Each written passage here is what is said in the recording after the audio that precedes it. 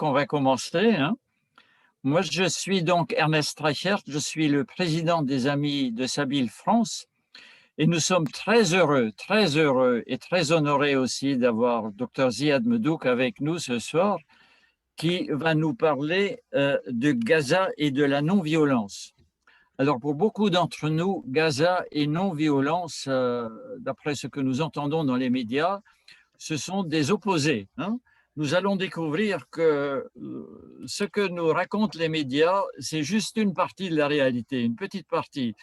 Que Gaza, ce n'est pas que la violence, l'agression, le terrorisme, que sais-je, qu'il y a un travail extraordinaire de non-violence qui se fait là-bas aussi, et qu'à la base de ce travail, il y a notre intervenant de ce soir, en tout cas, il joue un grand rôle, Ziad Medhouk, qui, qui est professeur de français à l'université Al-Aqsa de Gaza, qui est responsable du département de français de cette université-là, auteur de nombreux livres, recueils de poésie aussi, publications, recherches sur la Palestine et la bande de Gaza tout particulièrement, récompensé par de nombreuses institutions internationales pour son activité en faveur de la démocratie, de la liberté, des droits humains, de la francophonie.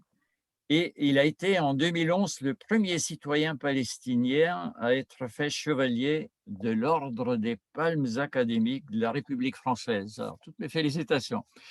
Ce que je lis, je le prends sur le dos de cet ouvrage que vous voyez là, Être non violent à Gaza, avec Laurent Baudouin, que je vois aussi sur cet écran. Bonjour, je suis très heureux. Bonjour Laurent. Oui, Bonjour. il est tout en haut là. Et Isabelle Mérian. Alors, bonsoir, bienvenue à tout le monde et je voudrais donner tout de suite la parole à Ziad Medhouk qui va nous parler de ce sujet, Gaza et la non-violence, ce que ça recouvre dans le concret, dans la pratique. Et ensuite, nous aurons une possibilité d'échange, de poser des questions. Ce sera certainement très, très riche. L'ensemble de cette soirée est enregistré, donc nous pourrons aussi revoir et partager avec d'autres l'enregistrement de cet échange, hein. C'est l'un des échanges de toute une série que les Amis de Sabile France, avec Sabile Jérusalem, organisent au courant de cette année. C'est le 5e, en fait, hein, en incluant celui sur Bethléem en décembre dernier. Alors, docteur Ziad, je vous donne la parole, à vous de nous parler de ce qui se passe, ce qui se vit aujourd'hui à Gaza, sur le terrain, et de tout le travail que vous faites sur et en faveur de la non-violence. À vous. Merci. Très bien. En tout cas, merci beaucoup, Ernest. Donc, c'est un plaisir pour moi de Gaza d'être en direct de ma présence à ciel ouvert, de parler de la non-violence, mais parler de Gaza, donc cette présence à ciel ouvert, parler de la situation actuelle, un mois après la fin de cette nouvelle offensive militaire israélienne contre la bande de Gaza. Ernest, peut-être, il a fait beaucoup de présentations pour moi, Ziad Medhouk, professeur, responsable, poète, mais je préfère être simple citoyen palestinien, un simple palestinien qui vit l'horreur absolue, qui vit le blocus, qui vit la fermeture de frontières, qui vit les multiples agressions israéliennes. Et il sera honoreux aujourd'hui de témoigner, surtout échanger avec vous, le public et la personne. Donc, c'est un plaisir d'échanger avec vous et surtout qu'il y a quelques personnes de connaissances depuis des dizaines d'années. Et vous avez parlé de deux thèmes très importants, la violence et la non-violence. Donc, pourquoi c'est problématique? Parce que c'est difficile de parler de la non-violence dans une région marquée par la violence. Et je pense que le livre, et je tiens à saluer donc mon ami Laurent Baudouin, peut-être il va il est en train de préparer une surprise début juillet pour vous, donc il ne va pas l'afficher. Et concernant donc la non-violence et Gaza, et donc parce qu'on a des liens étroits avec son groupe Hors le Mur, donc Saint-Miré Hors le Mur, et c'est un plaisir d'échanger avec les amis des Sabil. On a des contacts avancés. Donc, je vais parler seulement pendant 20 à 25 minutes pour la situation actuelle avec la non-violence avec Gaza. Et après, je préfère toujours échanger avec le public. Je vois qu'il y a un monde, qu'il y a des personnalités, des personnes très connues et très sensibles à la justice et à la cause palestinienne. Donc, en général, je vais parler de trois éléments. Donc, la situation actuelle dans la bande de Gaza, presque un mois après les cessez-le-feu, après la fin de la 4e offensive israélienne en 12 ans. Après, je vais parler de la résistance de la population civile et surtout le thème de la non-violence, comment la non-violence existe à travers les actions, les activités, même dans des conditions très difficiles, voire critiques, avec la multiplication des agressions israéliennes, le maintien de blocus israéliens, mais surtout l'absence de perspective. Et c'est ça l'aspect malheureux pour les Palestiniens de Gaza, c'est l'absence de perspective. Les Palestiniens de Gaza, ils gardent toujours espoir, certes, ils patientent, ils adaptent, mais surtout, après chaque agression, ils voient qu'il y a une mobilisation internationale. Et cette mobilisation se divise en trois parties. Bien sûr, il y a la mobilisation des personnes solidaires de bonne volonté qui manifestent, comme ils ont fait à Paris, dans plusieurs régions dans le monde et partout dans le monde. Il y a une mobilisation des médias qui commencent à s'intéresser à Gaza et à la Palestine. Il y a eu une mobilisation internationale, mais cette mobilisation, malheureusement, c'est pendant le clash, c'est-à-dire pendant les massacres, pendant les crimes. Mais après, à part les solidaires, donc personne ne s'intéresse à Gaza. C'est pour cela cette rencontre, cet échange pour nous est très intéressant parce que ça va nous permettre d'échanger, mais surtout de parler de la situation actuelle. Donc, qu'est-ce qui se passe actuellement dans la bande de Gaza? Donc, pour le premier point, la situation actuelle dans la bande de Gaza, on peut dire qu'elle est marquée par un seul point, rien n'a changé à Gaza. Donc, presque un mois après les cessez-le-feu, après cette 4e offensive militaire israélienne, entre 10 et 21 mai. Donc, la population de Gaza, presque 2 150 000 Palestiniens de Gaza, des civils, qui subissent un blocus israélien depuis 15 ans. Ils ont subi une 4e offensive qui a duré 11 jours d'horreur absolue. C'est la 4e offensive, grande offensive militaire israélienne en 12 ans, après celle de 2008, 2009, 2012, 2014 et 2021.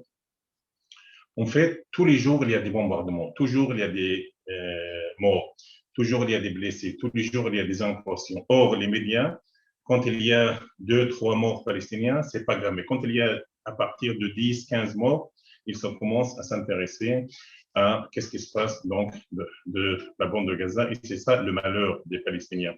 Je pense que le malheur des Palestiniens aujourd'hui, c'est pas l'armée d'occupation, parce que c'est normal.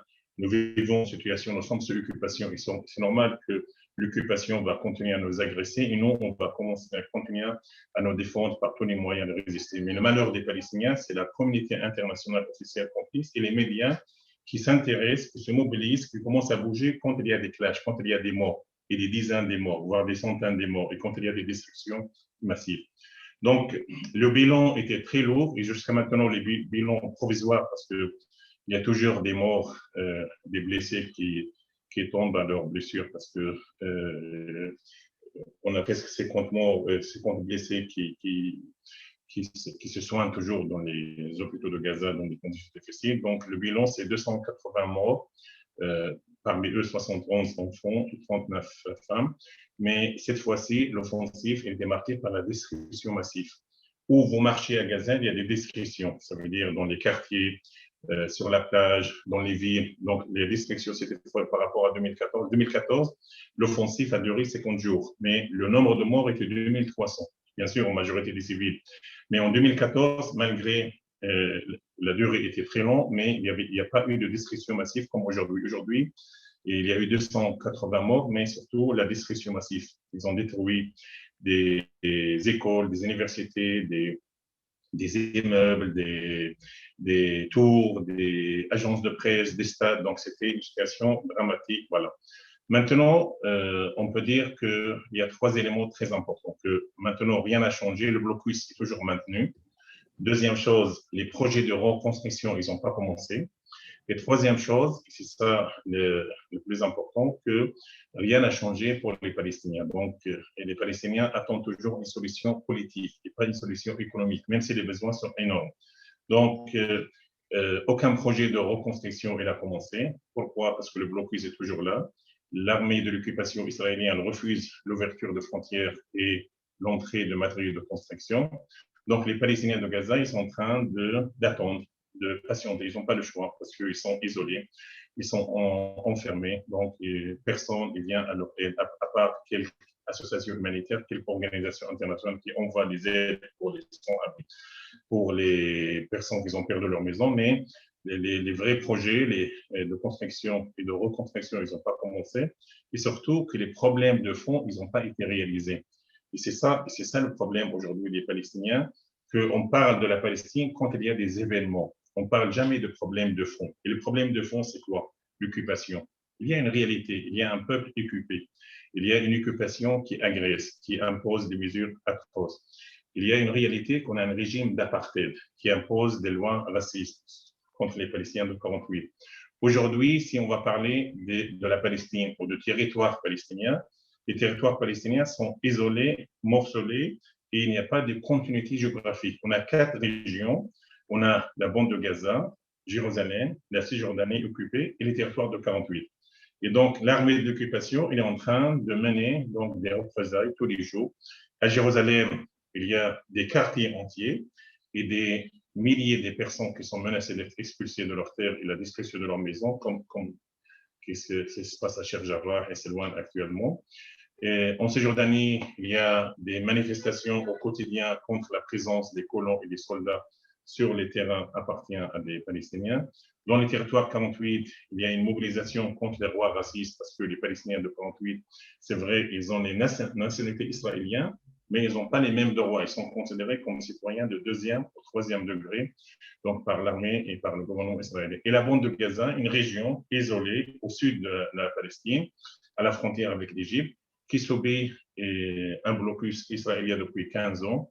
Ça veut dire quoi un blocus? Un blocus mortel, ça veut dire fermeture de frontières, empêcher surtout les patients et les malades d'aller se soigner, soit dans les hôpitaux égyptiens, soit dans les hôpitaux israéliens ou les hôpitaux palestiniens de la Cisjordanie. Le blocus qui a fait jusqu'à maintenant 1230 morts palestiniens, ça veut dire en majorité les patients, et parmi eux beaucoup d'enfants et de femmes, qui n'ont pas eu l'autorisation d'avoir le permis pour sortir de Gaza, pour aller se soigner dans les hôpitaux israéliens ou les hôpitaux de la Cisjordanie. Donc voilà aujourd'hui le blocus israélien qui est maintenu malgré donc cette mobilisation lors de cette dernière offensive israélienne. Donc voilà le premier point, c'est le maintien de blocus et la fermeture de frontières. Aucun projet de reconstruction il a été fait parce que le monde entier, malheureusement, le monde officiel, heureusement qu'il y a des solidaires de bonne volonté, mais le monde officiel, malheureusement, il est complice. Il s'intéresse à la Palestine, voilà, quand il y a des missiles, quand il y a la violence, quand il y a des affrontements, quand il y a, voilà. Et pour parler de la réalité, malheureusement, quand on a eu cette dernière offensive, quand toutes les offensives, les médias, malheureusement, ils n'étaient pas objectifs dans leur façon de traiter qu'est-ce qui s'est passé à Gaza. Parce que les médias, ils ont mis dos à dos le Hamas et l'armée de l'occupation. Or, ça, ce n'est pas une réalité. La réalité, qu'il y avait une agression, il y avait une offensive militaire de la 5e puissance militaire internationale contre une population isolée, contre des civils. Et les preuves que la majorité des civils tués étaient des enfants, des femmes, des personnes âgées, des journalistes, des handicapés et donc des civils.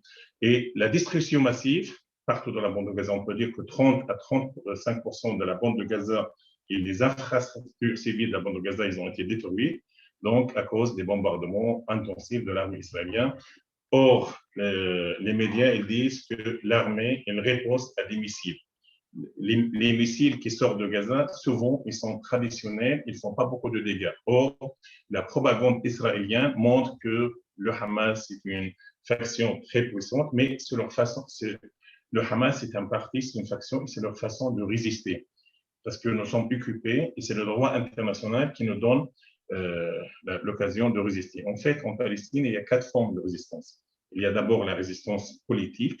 Ça, c'est la résistance politique, ça veut dire les négociations de paix. Ça, c'est le choix de l'autorité palestinienne. C'est leur choix depuis Oslo, depuis 27 ans. Or, ces négociations, ils n'ont rien abouti. Parce qu'après 27 ans, les Palestiniens voient leur terrain et leur ville donc occupés et donc morcelés par l'occupation. Les Israéliens, ils n'ont jamais appliqué aucun accord de paix. Et le monde officiel regarde sans intervenir. Donc ça, c'est la première forme de résistance, c'est la résistance politique. Deuxième forme de résistance, c'est la résistance militaire. Ça, c'est le choix des factions de Gaza. C'est leur façon de résister. Et c'est une résistance légitime. Peut-être on n'est pas d'accord avec eux dans leur façon, mais c'est une résistance légitime, même s'il n'y a pas de déséquilibre. Il n'y a pas d'équilibre. Il y a un déséquilibre entre la 5e puissance militaire, en l'occurrence l'armée de l'occupation israélienne, et les factions de Gaza qui ripostent par des roquettes, par des missiles. Troisième forme de résistance, c'est la résistance par la non-violence. Ça, à travers des actions souvent très connues en Cisjordanie. À l'époque, les manifestations souvent, c'est contre le mur d'apartheid, un mur qui était créé, bâti en 2002 par l'armée de l'occupation. En fait, ce mur d'apartheid, il ne sépare pas Israéliens et Palestiniens, comme disait la propagande israélienne, mais il sépare les Palestiniens de leur terre. Il sépare les villageois palestiniens de leur terrain. Il sépare les paysans palestiniens de leurs champs. Il sépare les élèves de leurs écoles. Il sépare les étudiants de leurs universités. Sans oublier 450 barrages militaires de checkpoints et souvent des Palestiniens qui se font humilier au quotidien pour aller travailler. Et quand ils se déplacent entre les villes palestiniennes, ils sont souvent arrêtés, blessés, quelquefois tués par les soldats israéliens sur les checkpoints. Et voilà, sans oublier donc la colonisation qui a avalé presque 83% de la Palestine historique. Et donc, même si aujourd'hui, les Palestiniens en majorité sont pour la solution à 2 États, mais il ne reste rien pour les Palestiniens. Il reste seulement 17% pour les Palestiniens pour créer leur propre État si ils vont rêver de créer cet État avec la complicité de ce monde officiel complice. Donc voilà la troisième forme de résistance, la résistance par la non-violence, ça veut dire des actions, manifestations pacifiques de la part des Palestiniens. À l'époque, il y avait des solidaires internationaux, il y avait des courageux israéliens qui venaient à l'aide des Palestiniens pour protester contre la confiscation de leurs terres, contre la présence de soldats et des colons dans leurs champs et dans leurs oliviers. Mais malheureusement, aujourd'hui, avec la crise sanitaire, mais à cause de la situation, donc il n'y a plus ni internationaux, ni des Israéliens pacifistes qui sont malheureusement de plus en plus minoritaires à cause de l'attitude de leur gouvernement qui interdit à ces Israéliens courageux d'aller aider les Palestiniens ou manifester à leur côté pour dire non à l'occupation et à la colonisation. Donc voilà, troisième forme. Et cette forme de résistance par la non-violence était développée à Gaza en 2017-2018 avec la Grande Marche de retour. La Grande Marche de retour, ça veut dire des Palestiniens tous les vendredis, entre 10 000 et 50 000 Palestiniens. Et ça, c'est une initiative de la société civile qui vont sur les zones tampons, ça veut dire des zones qui étaient créées par l'occupation en 2005 après le retrait israélien de Gaza, au nord, au sud et au centre de la bande de Gaza. Et les Palestiniens sont autour de 500 mètres les zones tampons, ce sont des territoires palestiniens qui ont été occupés par l'armée avant son départ de Gaza. Et souvent, les soldats israéliens tirent sur les paysans. Et donc, les Palestiniens, ils ont décidé d'avoir un changement stratégique. Et ça, dans le livre que j'ai écrit avec Myriam et Laurent Baudouin, Ethno-violent à Gaza, j'ai montré ça, que ces manifestations pacifiques, c'était un changement stratégique et tactique dans le mouvement national palestinien, et surtout dans la stratégie des factions de Gaza, des partis politiques de Gaza, qui prenaient au début pour une résistance militaire. Or, c'était une occasion d'impliquer davantage la société civile palestinienne, femmes, jeunes, associations, qui manifestent pacifiquement, et tout le monde se dirige le vendredi pas pour affronter les soldats, pas pour jeter des pierres contre les soldats, mais et les gens, quand ils manifestaient, ils se dirigeaient avec le drapeau palestinien, avec leur poitrine nue, pour dire non à l'injustice. Or, les soldats israéliens et surtout les snipers israéliens présents à l'époque, ils tiraient sur les jambes, sur la tête, sur la poitrine et sur les pieds. C'est pour cela le bilan était très lourd, presque 320 morts palestiniens et 1800 blessés. Et parmi eux, il y a presque 1132 imputés, ça veut dire qu'ils ont perdu leurs jambes, leurs pieds à cause de l'intervention des snipers israéliens. Et donc, il y avait un changement dans la stratégie et l'option de la stratégie non violente par les Palestiniens de Gaza. Or, en 2020, il y avait l'épidémie, la crise sanitaire, et en 2021, il y a eu cette offensive. Et c'est ça le problème. Parce que le problème, il y a deux aspects très importants. Que, en général, les Palestiniens sont pacifistes, ça veut dire qu'ils sont pour la solution politique, ils sont pour la non-violence. Or, c'est l'occupation israélienne qui essaie de provoquer. Et on a vu, par exemple, pendant les manifestations avec les jeunes, avec les étudiants, je suis allé plusieurs fois pour manifester pacifiquement. Or, on voyait qu'ils visaient exprès les soldats, ils visaient les femmes et les enfants. Ils essayent de provoquer les factions afin que les factions ripostent par des missiles et des roquettes. Et comme ça, les Israéliens, pour gagner l'opinion publique internationale, ils bombardent Gaza. Donc voilà, et donc c'est pour cela l'armée de l'occupation, elle n'aime pas la non-violence. Il aime la violence parce que c'est un prétexte pour attaquer. Donc voilà la troisième forme de résistance, la non-violence. Quatrième forme de résistance, c'est l'attachement à la terre. Et c'est ça la quatrième forme de résistance le plus adaptée et le plus intelligent pour les Palestiniens, c'est rester, c'est exister, persister. C'est la résilience des Palestiniens qu'ils ont décidé aujourd'hui de ne pas partir, de rester. Ici, on va faire une comparaison entre 48 et 2021. En 48, il y a eu des massacres. Et beaucoup de Palestiniens, ils ont été obligés, suite à des massacres israéliens, de fuir leur territoire de 48, leur village, leur ville, pour venir vivre soit à Gaza, soit à Jérusalem, soit en Jordanie, soit dans les pays arabes voisins comme la Syrie, l'Égypte, la Jordanie et la Syrie. Aujourd'hui, il y a eu des massacres, il y a eu des crimes. Et ça, c'est pas moi qui dis ça. Ça, c'est les organisations de droit international, la Cour pénale internationale, qui ont qualifié les actes israéliens comme crimes de guerre, comme crimes contre l'humanité. Or, les Palestiniens, ils ne sont pas partis pacifiquement, ils sont toujours là. Et si on va prendre la bande de Gaza, malgré un blocus mortel imposé depuis 15 ans, malgré 4 offensives en 12 ans, malgré des bombardements et blocus, fermeture de frontières, absence de perspective, chômage qui dépasse maintenant 71%, même pas 5000 Palestiniens qui quittent la bande de Gaza par an. Et parmi les 5000, il y a presque 3000, 4000 qui reviennent parce qu'ils ne trouvent pas, ils préfèrent vivre avec dignité ici, mieux de vivre à l'étranger avec et voilà. Des signaux qu'il y a une prise de conscience pour les Palestiniens qu'ils ont décidé de rester, de ne pas partir. C'est ça le point fort des Palestiniens qui fait peur aux Israéliens, malgré donc une situation dramatique, soit en Cisjordanie avec le mur d'apartheid, de la colonisation, les checkpoints, les barrages militaires, malgré les agressions au quotidien à Jérusalem, et malgré le blocus à Gaza, et malgré les lois racistes contre les Palestiniens de 48, mais les Palestiniens aujourd'hui, ils sont toujours là, ils sont dans les territoires palestiniens, même à côté des ruines de leur maison, à côté des décombres de leur maison et leurs immeubles détruits à Gaza, mais ils ont décidé de rester, de ne pas partir. Donc voilà les 4 formes de résistance.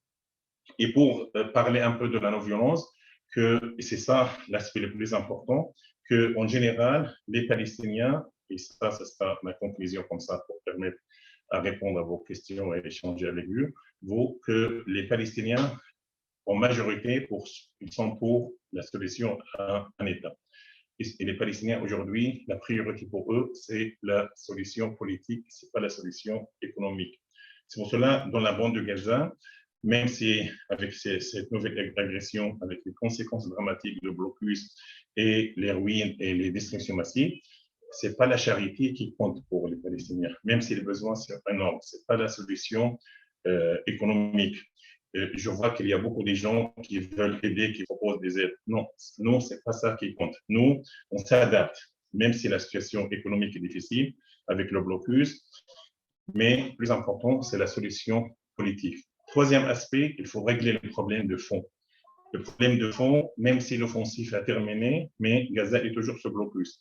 Même si la Cisjordanie, il est un peu libérés, mais la colonisation et le mur, il est là. C'est ça le problème, il faut régler le problème de fond. Le problème de fond, l'occupation, la colonisation, les régimes d'apartheid, les mesures atroces de l'occupation. Voilà aujourd'hui la réalité.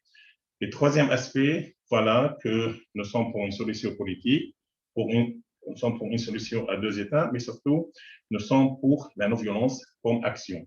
Et les preuves que les Palestiniens à Jérusalem au mois d'avril, malgré donc les attaques sanglantes des colons protégés par des dizaines de milliers de soldats, mais la réponse palestinienne n'était pas les armes, mais surtout était des affrontements par des mains, par des pierres. Donc, on peut dire que la non-violence est toujours marquée dans l'esprit des Palestiniens. Ça, on peut dire la non-violence par les actions. Après, en Cisjordanie, tous les vendredis, il y a des manifestations pacifiques contre les soldats et les Gaza, malgré l'offensive, malgré la présence des factions militaires, mais la majorité des Palestiniens de Gaza sont pour une solution politique, ils sont pour la non-violence comme type de résistance. Et ça, on peut dire à travers l'aspect militant.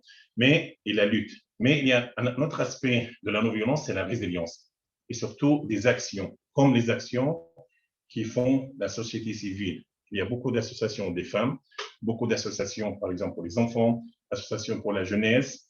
Peut-être moi, comme francophone, parce que j'envoie à mes contacts qu'est-ce qui se passe en français, mais il y a des dizaines de structures, des dizaines d'associations qui travaillent comme nous, ça veut dire accompagner les jeunes, proposer des formations pour les jeunes, organiser des sessions de formation, et le travail de soutien psychologique et l'animation pour les enfants, surtout après l'offensive, avec l'équipe de soutien psychologique de l'équipe de Gaza la vie bénévole. On a, nous, on opte en dehors de nos actions non violentes à Gaza qui développent la résistance et la résilience. Nous, on est pour les échanges. Peut-être, Laurent, ça fait presque 7 ans qu'on a des échanges. Presque chaque année, on fait au moins 10 à 15 échanges sur des thèmes. Et la semaine dernière, on a eu le plaisir d'échanger avec Jean-Pierre, un psychanalyste et psychologue français, qui a donné des conseils méthodologiques, qui a échangé, qui a écouté les animateurs et les animatrices de notre cellule de soutien psychologique. Donc voilà, nous sommes pour des échanges et surtout pour une ouverture vers le monde francophone. Donc on peut dire que la non-violence, il existe toujours. Et le livre Être non-violent à Gaza, il est d'actualité, même après cette offensive militaire israélienne. Donc, ça montre un peu que les Palestiniens, en majorité, sont pour la non-violence. Et je pense, l'ami de Sabine à Jérusalem et beaucoup d'associations à Ramallah, à Bethlehem, à Nablus, qui vont travailler ensemble, qui vont échanger. Ils donnent des exemples. Gaza, malheureusement, il est un peu oublié, abandonné, parce que l'accès à Gaza, c'est difficile même depuis des dizaines d'années. C'est pour cela les solidaires, si on va parler de la France, des solidaires français francophones, ils n'arrivent pas à entrer à Gaza. Et donc, à part Internet, ils n'ont pas beaucoup de contact avec la population. Heureusement qu'il y a Internet, comme ça, on garde le contact avec les Palestiniens. Donc ça, c'est un élément très important. Deuxième aspect, et ça comme conclusion, que les Palestiniens aujourd'hui, ils ont décidé toujours de rester malgré cette nouvelle offensive et ces conséquences dramatiques. Ils ont besoin de vous, les solidaires, surtout une solidarité morale et politique. Ça, c'est un élément très important. Mais surtout des échanges. Et nous, la solidarité, je pense que les solidaires de bonne volonté, soit des personnes, soit les associations, vous faites un travail remarquable, mais j'aimerais bien préciser qu'il y a 3 éléments très importants de le mouvement de solidarité que vous faites qui renforcent, nous, notre résilience, parce qu'on doit être réaliste. Aujourd'hui, les Palestiniens, il leur reste 2 aspects. Leur résistance sur le terrain et vous, les solidaires, parce qu'ils ont perdu confiance en cette communauté internationale, ils ont perdu confiance dans ces médias qui sont malheureusement, qui occultent la réalité, soit ils sont pro-israéliens dans leur analyse, dans leur réflexion. Donc, il nous reste 2 éléments, notre résistance, notre résilience, notre passion, et vous, les solidaires, à travers vos actions. Par exemple, le boycott de produits israéliens, ça, c'est un élément très important. Écrire toujours aux médias et aux politiques, c'est un élément très important. Et surtout aux médias, parce que si on va parler, par exemple, de la dernière offensive, moi, j'étais invité sur les plateaux de médias en France et en Belgique, en Suisse. Au début, voilà, et toujours, il essaie un peu de faire des entretiens avec moi pour parler de la réalité, mais quelquefois, malheureusement, il essaie un peu toujours de mettre dos à dos le Hamas avec l'armée israélienne. Il met dos à dos les bombes de F-16 avec les missiles et les roquettes traditionnels de Gaza. Et surtout, il ne parle jamais de la réalité, il ne parle jamais de blocus, il ne parle jamais de l'offensive. Toujours, ils disent l'armée de la défense. Ils ne disent jamais l'armée de l'occupation. Ils ne parlent jamais de conséquences dramatiques de blocus. Ils ne parlent jamais, par exemple, de fermeture de frontières. Ils ne parlent jamais, par exemple, de rôle de la société civile. Quand ils parlent de Gaza, c'est pour cela, heureusement, qu'il y a des gens sensibles comme vous qui essayent un peu, donc, de montrer un peu, voilà. Dernier aspect, il y a beaucoup d'éléments que malheureusement les Palestiniens, ils voulaient solidaires, comme par exemple qu'ils ont gardé un peu espoir, mais les Palestiniens aujourd'hui, ils attendent le concret. Et le concret, c'est quoi? Par exemple, je vous donne 3 exemples concrets. Le mois dernier, il y a eu, par exemple, la Cour pénale internationale qui a décidé d'ouvrir une enquête pour les crimes israéliens. C'était seulement des déclarations. C'est bien, c'est intéressant, parce que tout cela, c'est grâce à la mobilisation des associations, des sociétés civiles, des solidaires. Mais les Palestiniens, ils attendent le concret. Ils attendent que cette Cour internationale ouvre une enquête officielle et commence l'enquête. Encore, il y avait l'organisation humanitaire Watch qui l'a qualifié comme crime de guerre, crime contre l'humanité, mais voilà. Donc, c'est bien de dénoncer, c'est bien de condamner, mais le plus important pour nous, on attend le concret. C'est comme pendant l'offensive, il y avait tout le monde qui s'intéressait à Gaza. Tout le monde appelait au calme, tout le monde, mais toujours on oublie le problème de fond. Il y a des problèmes de fond. Il y a l'occupation, il y a le régime d'apartheid, il y a la colonisation, il y a le blocus. Voilà. Pourquoi on s'intéresse à Gaza seulement quand il y a des clashs? Pourquoi on s'intéresse à Jérusalem? Or, Jérusalem, depuis presque 60 ans, elle est sous siège, sous agression. Pourquoi on s'intéresse quand il y a des clashs, quand il y a des événements? Donc voilà. C'est pour cela, en conclusion, je dis que la solidarité et votre mobilisation, votre solidarité, c'est un élément très important, surtout la solidarité morale et la solidarité politique, que malgré les besoins économiques énormes pour les Palestiniens, mais ce n'est pas la solution économique, c'est la solution politique qui compte, parce que pour la solution économique, je vais vous donner seulement un exemple. À quoi ça sert d'envoyer de l'argent aux Palestiniens? Et les Palestiniens, avec leur volonté, ils vont construire et reconstruire. Et le lendemain, les Israéliens, l'aviation militaire, il va venir pour démolir les bâtiments. Donc, à quoi ça sert tout cela?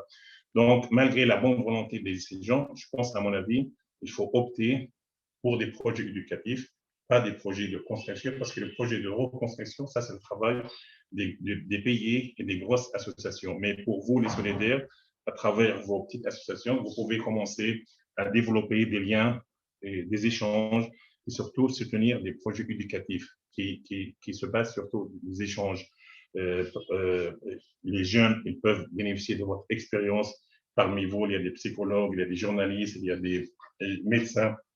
Et donc ça, comme ça, vous pouvez être très utile, mieux d'envoyer l'argent à des projets qui vont être malheureusement détruits donc rapidement à n'importe quel moment par l'armée de l'occupation israélienne, parce qu'ils ont déjà détruit des milliers de maisons à Jérusalem, en Cisjordanie, à Gaza. Donc, le plus important pour nous, c'est la solution politique. Troisième élément, comme je viens de dire, la solidarité internationale avec la cause palestinienne comme cause de justice, c'est un élément très important.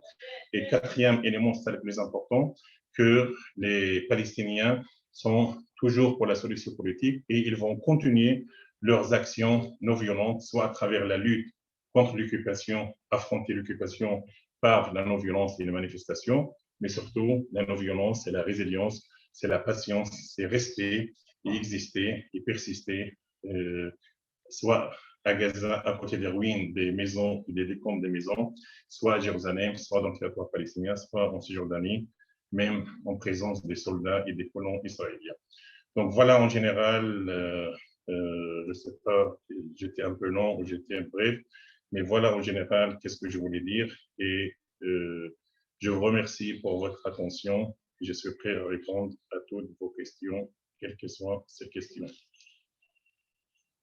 Merci. Un très grand merci, très grand merci pour tout ce que vous avez partagé avec nous. Nous allons aussi pour ces exemples de résistance non violente que vous avez donnés. Nous allons essayer d'approfondir tout cela. Ce que je vous propose, j'ai vu que l'un ou l'autre a levé la main, mais je crois le plus simple, c'est de taper dans discussion votre question et je choisirai les questions que je verrai et je proposerai à Ziad Medouk de répondre.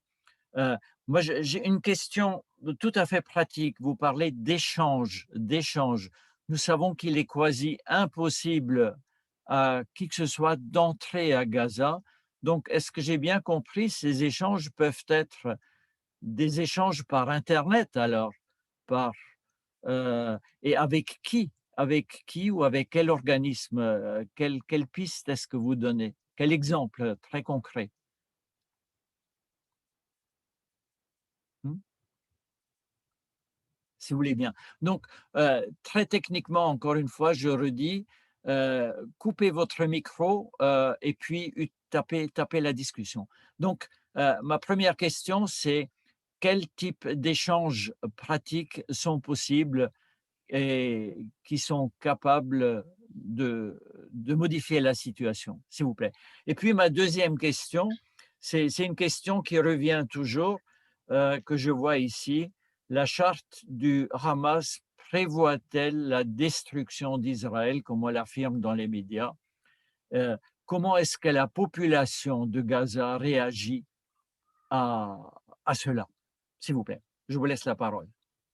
Très bien, merci beaucoup pour votre. Donc, pour justement, nous, l'occupation israélienne, ils veulent nous enfermer.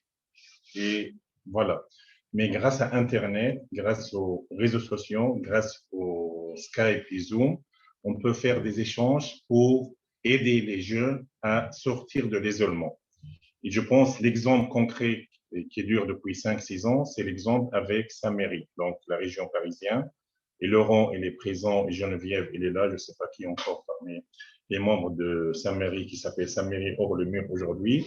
Et donc, on a un échange concret. Et Laurent Bedouin, il a commencé l'échange à l'époque en envoyant des livres à notre département de français. Après, avec le maintien de blocus et la fermeture de France, c'était difficile. Donc, on a développé à l'époque des échanges Skype.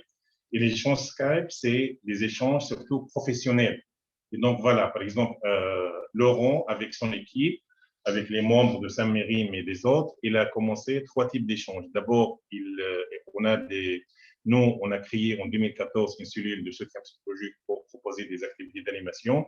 Et donc, Laurent, il propose autour de lui des psychologues, des psychanalystes français qui échangent, qui donnent des conseils méthodologiques à notre animateur. Donc, ça. Deuxième chose, on peut faire des formations. Par exemple, on a une équipe bénévole qui s'appelle Gaza la vie qui a créé une page sur Facebook qui s'appelle Gaza la vie et elle a créé une chaîne YouTube. Et donc, on peut échanger si vous avez des spécialistes de YouTube, si vous avez des spécialistes de réseaux sociaux, on peut faire des échanges. Ça, on s'appelle des échanges professionnels. Après, on a des échanges sur des thèmes, par exemple la situation à Gaza. Après, il y a des échanges entre jeunes et jeunes. Laurent, il a amené, je pense, Joseph et Marianne, donc 2 jeunes étudiants français, qui sont venus plusieurs fois. On a fait 5 échanges Skype. Ils ont écouté les jeunes diplômés étudiants de français. Eux, ils ont parlé de leur vie en France, leurs loisirs, tout cela, leur quotidien. Et les jeunes de Gaza, ils ont parlé de leur quotidien, c'est l'occupation sur le blocus. Donc voilà, deuxième type d'échange. Et surtout, troisième type, c'est des échanges ça veut dire entre médecins, entre infirmiers, entre psychologues. Donc voilà. Donc on peut dire les échanges sont très utiles. Comme vous avez dit, l'accès à Gaza, c'est difficile, mais on peut développer des échanges. Nous, on est prêts comme francophones à développer des liens avec la société civile et on a fait plusieurs échanges avec la société civile. Par exemple, avant l'agression, le mois d'avril, on a fait un échange entre BDS France et la société civile à Gaza. On a fait un échange entre la société civile en Bretagne et avec la société civile à Gaza. On a fait un échange entre les femmes de Beth Lahia au nord de la bande de Gaza avec des femmes françaises. Donc, il y a toujours des possibilités. Donc, il y a 3 types d'échanges. L'échange professionnel, échange entre les jeunes sur des thèmes précis et surtout échanges entre associations. Et tous les échanges, ils se font en français. Et nous, on a une équipe jeune et bénévole qui s'appelle Gaza la Vie, des étudiants et diplômés de français. Et donc, les échanges, on peut le faire tout le temps. Donc, ça, c'est un élément très important. Donc, n'importe quelle personne il peut me contacter. Et je vous laisse mon email. Et comme ça, il propose un échange. Et nous, toutes les formes des échanges, ça, je pense, à mon avis, c'est un élément très important. Il a aidé les jeunes et les diplômes de français de savoir qu'il y a beaucoup de solidaires français et francophones avec eux. Ça, c'est un élément. Et surtout, il a permis aux Français de connaître la réalité aujourd'hui à Gaza. Sachez que ces jeunes ils étaient très actifs sur les réseaux sociaux pendant l'agression israélienne parce que les réseaux sociaux, on peut les appeler comme des médias alternatifs. Maintenant, pour la question sur la charte de Hamas. Sachez que le Hamas, il a beaucoup évolué, comme le Fatah à l'époque. Et donc, la charte, ils ont changé dans les principes de... Voilà. Et donc, en 2017, il y avait une réunion de bureau politique de Hamas où il y avait beaucoup de changements. D'abord, le Hamas, il était pour un État palestinien sur le territoire de 48. Maintenant, il est devenu comme il est pour un État sur le territoire de 67. Et ça, c'est une grande évolution. Le Hamas, au début, il a refusé toute forme de résistance, à part la résistance militaire. Maintenant, il opte pour la résistance populaire. Il est preuve qu'en 2017-2018, quand il y avait la grande marche de retour, ils ont essayé d'y participer et ils ont essayé même de récupérer la marche parce qu'il a eu beaucoup de succès. Et donc, on peut pas dire que le Hamas de 87, de sa création de 88 jusqu'en 2021, c'est le même. Non, il y a beaucoup d'évolutions, il y a beaucoup de changements et surtout que le Hamas est prêt à négocier. Donc, même si, mais le problème que Hamas le problème, c'est pas sa charte.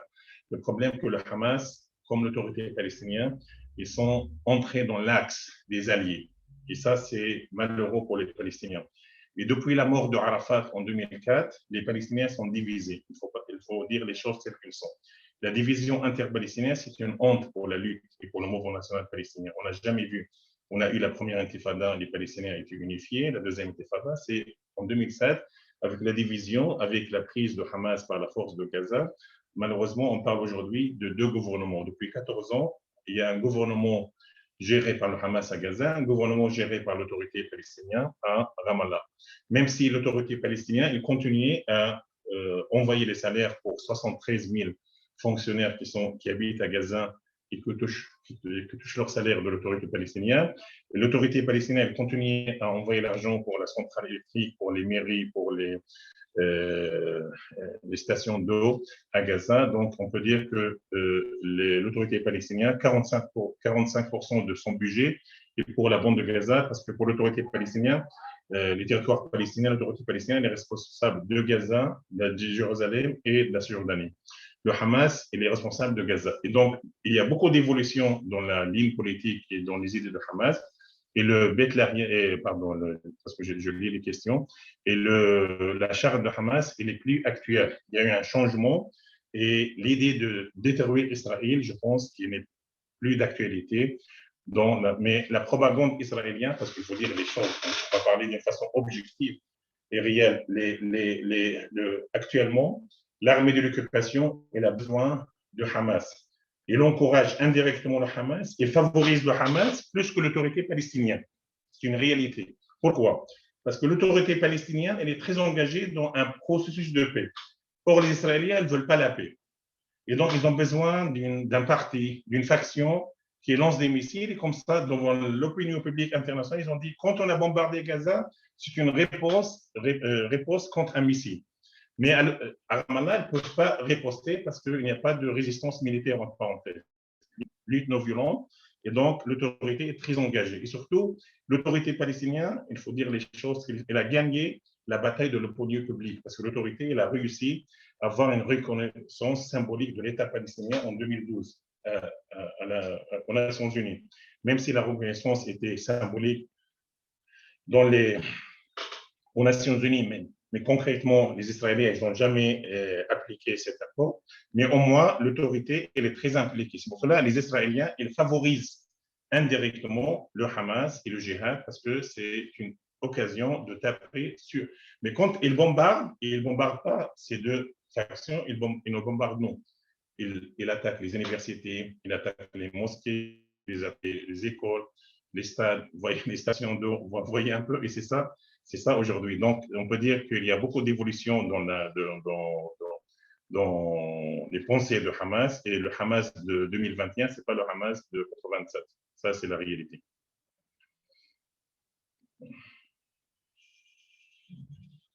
C'est malheureusement quelque chose qui ne transparaît pas du tout dans les informations de la presse chez nous, souvent.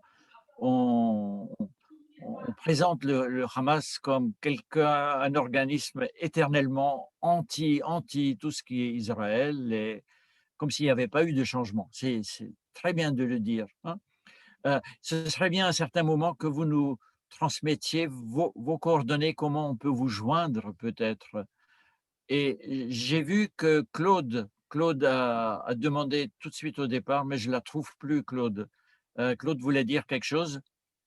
Claude Smith, est-ce que Claude, si tu es là, peux-tu prendre la parole? Sinon, je prends l'une des autres questions. Allô, Claude? Non, je ne la vois pas, je ne la trouve pas, hein. Sinon, Donc, je j'ai prends envoyé l'une. mon email à tout le monde pour les récupérer. Oui. Oui, allez-y. Il y L'email a des questions sur les discussions. le plus simple serait de donner votre email par écrit, comme ça tout le monde peut le lire. J'ai mis ça. Vous l'avez mis, c'est très bien, hein? J'ai mis dans la description, Parfait, hein? Ernest, il y a beaucoup de questions. C'est toi qui gères la séance. Oui, là Je vois comme... j'ai un problème. I say Philippe Doma, vas-y Philippe. Il faut couper le micro. Il faut mettre ton micro, s'il te plaît. Voilà. J'ai entendu sur France Culture il y a 2 jours l'information suivante, c'est que pour les agriculteurs de Gaza qui veulent exporter des tomates, les Israéliens exigent qu'on enlève le pédoncule des tomates, ce qui nécessite une main-d'œuvre particulière, des frais en plus. Et France Culture précisait que cette exigence n'est pas faite pour les agriculteurs israéliens, qu'ils soient dans Israël même ou hors d'Israël, dans les territoires occupés. Qu'est-ce qu'il en est de cette question d'enlever les pédoncules sur les tomates qu'on exporte de Gaza? Merci Philippe. Ziad.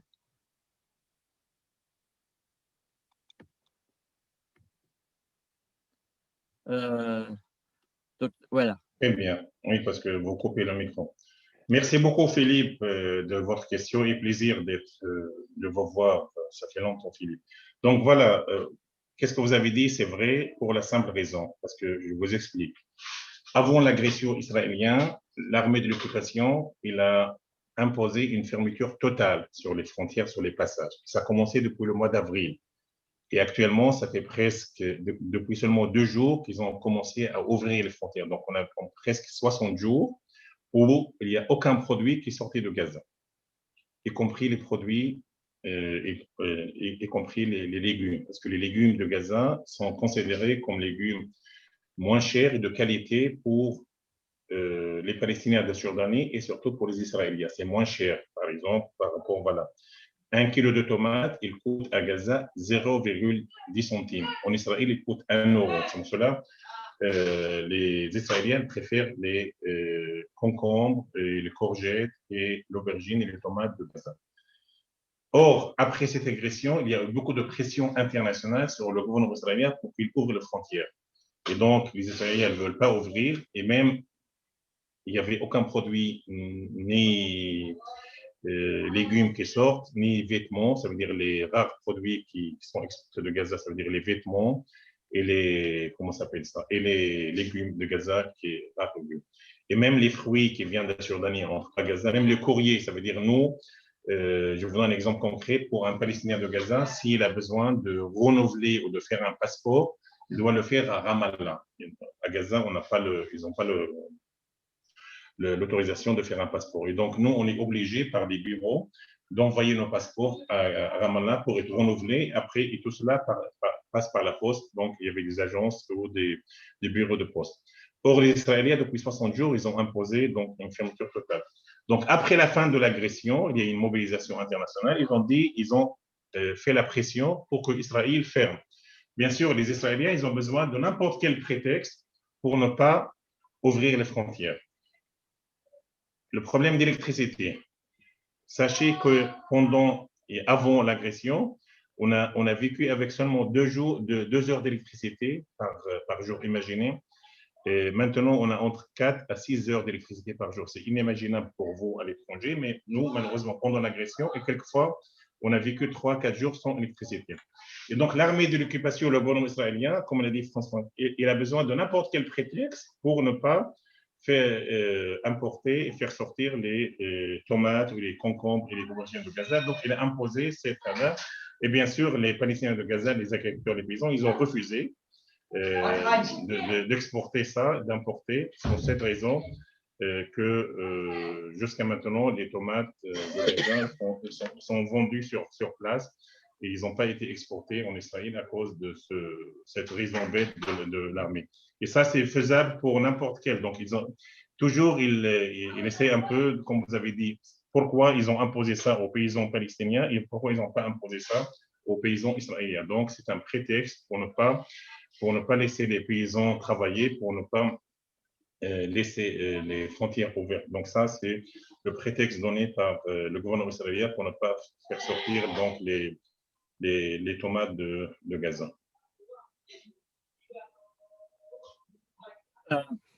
Question tout à fait pratique, merci. Comment est-ce que les habitants de Gaza réagissent à tout ça? Comment est-ce que les jeunes, surtout, vivent dans cette situation où il n'y a pas d'électricité, où rien ne fonctionne, où tout est bloqué, où tellement de choses ont été détruites aussi? Comment est-ce que ces jeunes réagissent à ça? Ou bien, les Palestiniens en général et les jeunes, ils ont 5 réactions. D'abord, la patience. Ils n'ont pas le choix. La patience, l'adaptation, on s'adapte.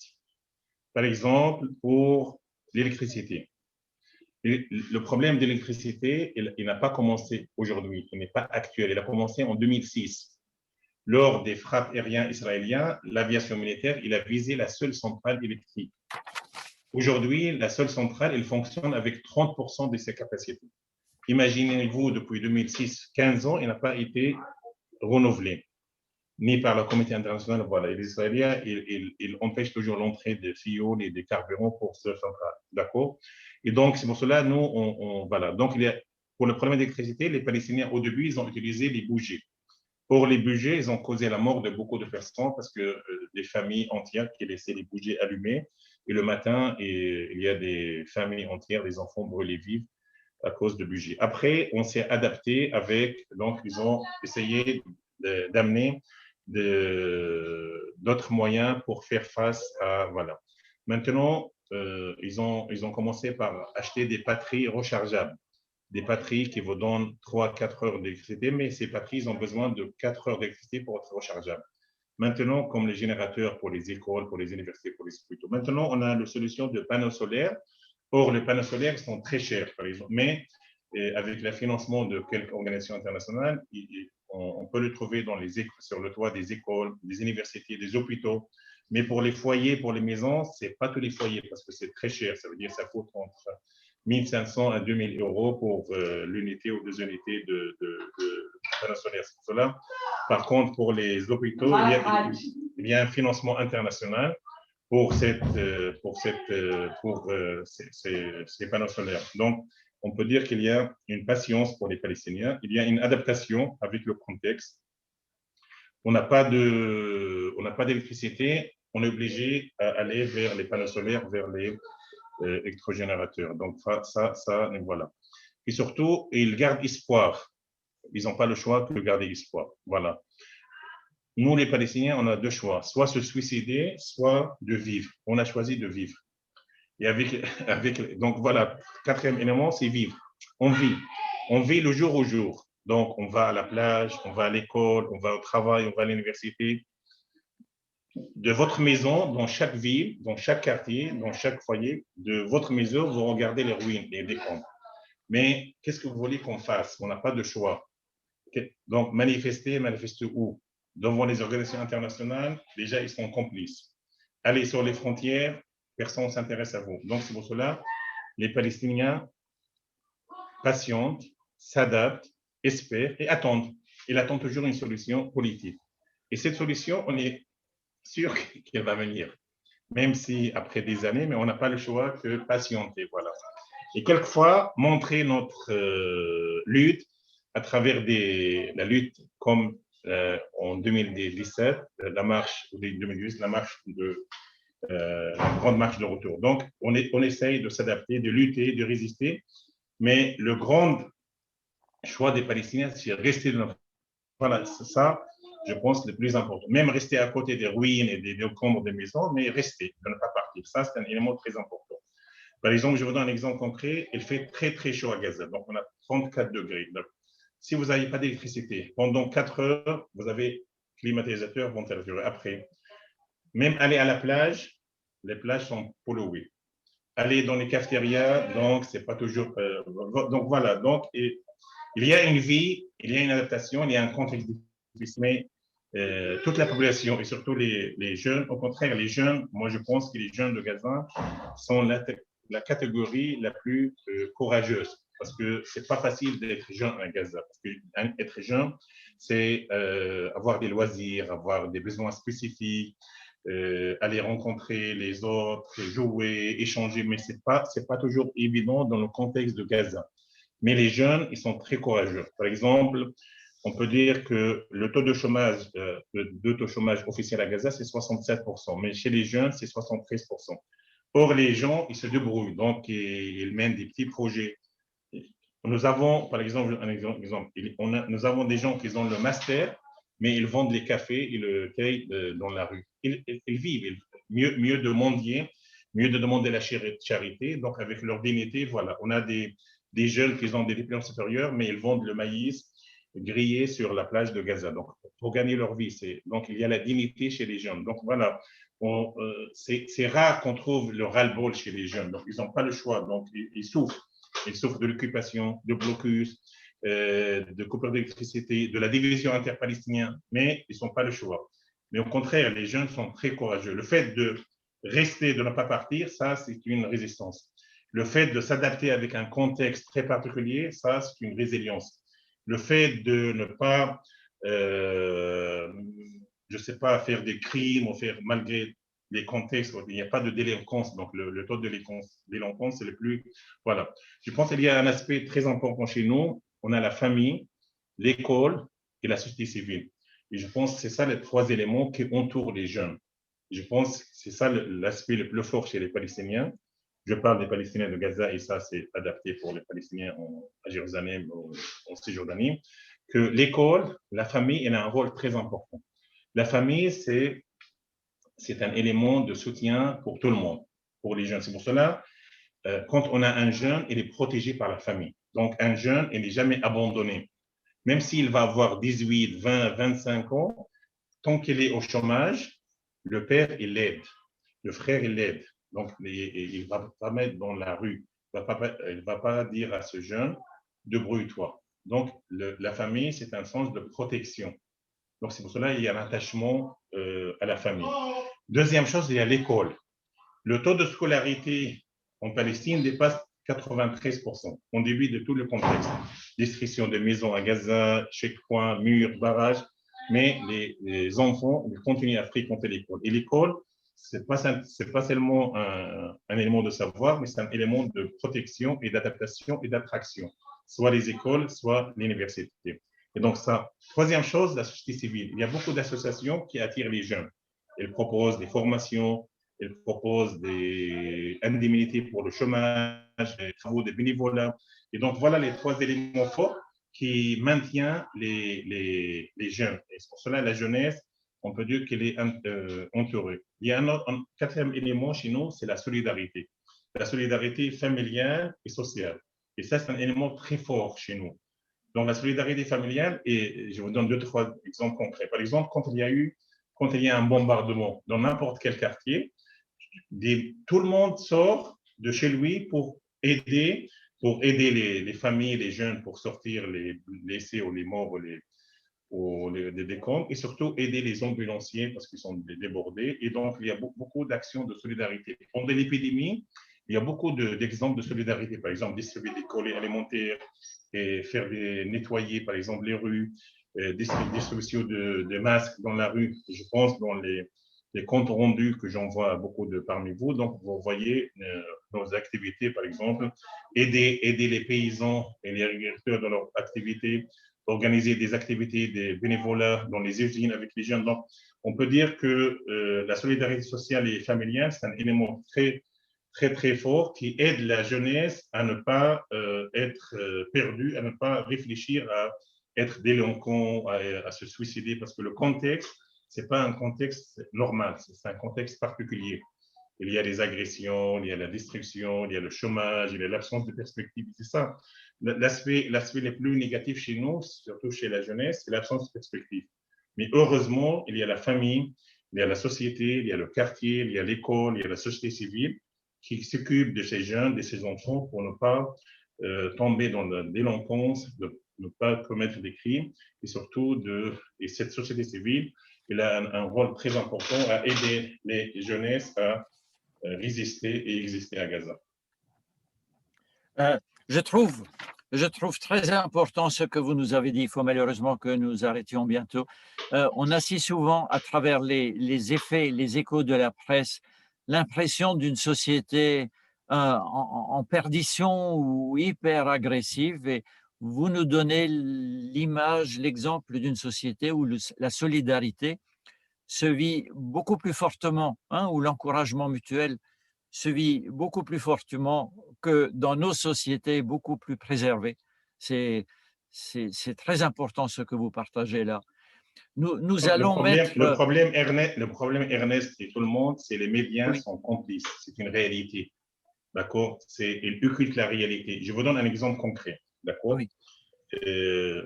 Maintenant, les journalistes sont interdits, comme tout le monde, d'entrer à Gaza. Mais à l'époque, quand il y avait, en 2014, pendant la marche de retour, quand il y avait un journaliste français qui m'appelle, m'a dit Ziad Midouk, je voulais faire un entretien avec vous, je lui ai dit avec plaisir. Ces questions, ils se focalisent sur quoi? Le Hamas, l'armée israélienne, les missiles, la violence. Je lui ai dit, nous, on a un département de français. Non, non, c'est pas intéressant. Nous, on va aller dans une usine pour aider les ouvriers. Non, non, c'est pas intéressant. On va aller dans des fermes pour aider. Ça ne les intéresse pas. Voilà, ils s'intéressent seulement à la violence. Et malheureusement, les médias, vous connaissez tout, ils sont pro-israéliens. Malheureusement, c'est une réalité. C'est pour cela c'est normal qu'ils vont occulter la réalité. Surtout, ils vont faire la promotion de la propagande israélienne. Et ça, c'est une réalité. Heureusement qu'il y a des médias alternatifs, et surtout, heureusement qu'il y a des témoignages en direct de la Palestine, et surtout qu'il y a des réseaux sociaux. Et dans les réseaux sociaux, on ne peut pas censurer. Les médias censurent la réalité, mais la réalité, personne ne pourra censurer. Et comme vous avez dit, un type d'échange, et moi je suis prêt à échanger avec vous une fois par mois, tous les 2 mois, avec plaisir, soit comme aujourd'hui d'une façon collective avec l'ami de Sabine, avec n'importe quelle personne, pour éclairer et pour donner des témoignages sur la réalité d'une façon objective. Moi, quand je fais des témoignages, même pour les médias, je parle de la réalité, je parle de contexte, je suis un témoin de la réalité telle qu'elle est, d'une façon très objective. Or, les médias, toujours, ils prennent parti côté israélien. Mais la réalité, personne ne peut le cacher. Ça, mais donc, en général, nous, on n'est pas agressif, on est là. C'est vrai, on est touché par le contexte, mais on n'a pas une réaction négative. Surtout, il y a un aspect très important, on n'a pas la haine. Et ça, malheureusement, aucun média ne va pas dire ça. Nous, surtout à Gaza, vous pouvez demander à n'importe quel jeune, est-ce que vous avez, c'est rare que quelqu'un dise oui, j'ai la haine. Non, on n'a pas de haine. Et nous, il y a un aspect, on n'a pas un problème. Et notre cause, ce n'est pas une cause religieuse. Ce n'est pas une cause seulement nationale ou nationale, c'est une cause internationale. Nous, c'est une cause humanitaire.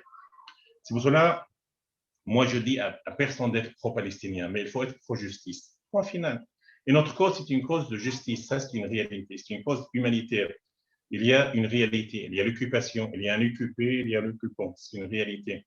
Il y a un agresseur, il y a un agressé, c'est une réalité. Il y a une occupation aveugle qui bombarde, qui attaque, qui agresse, mais il y a une population civile confinée, abandonnée, agressée, qui essaye de lutter par tous les moyens. Donc, c'est ça aujourd'hui la réalité.